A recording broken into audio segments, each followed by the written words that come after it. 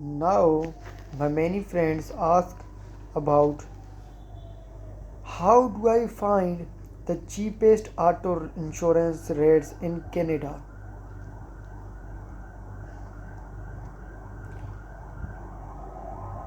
We makes it simple. Just fill out our auto insurance form with your driving details include postal code, driving experience, vehicle make and model, etc. We will find the auto insurance quotes available to you. We rank quotes from cheapest to most expensive. Once you have compared car insurance rates and selected your quote, you will be able to speak directly with a car insurance broker who will help you log in your rate with the insurance company. Shopping for insurance online has never been quicker or easier. Now, next one is, what if I am an Uber driver or I drive for another ride sharing service? This is a good question.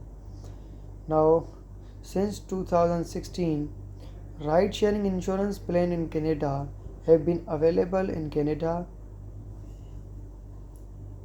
Ride sharing is for drivers who use their personal vehicle to transport paying passengers. Here is why you need to buy ride sharing coverage. Number one point is, your personal auto insurance policy does not cover you if you drive for a ride share company and could be cancelled at any time. Our next point is, a commercial auto insurance policy, which is usually used by taxi services, is way too expensive for the average ride share driver in Canada. Number next point is, ride sharing insurance gives you and your passengers the coverage you need at an affordable price. Many ride sharing plans are less than $100 per month. Our next question is, how do I choose the right coverage? Every province in Canada and territory has rule around the mandatory amount of insurance you have to buy to legally operate a car. Essentially, no matter where you live in Canada, you need to buy third party liability insurance. The minimum benefit you need to purchase in most part of Canada is $2 lakh. Outliers are Quebec $50,000 and Nova Scotia cost a $5 lakh.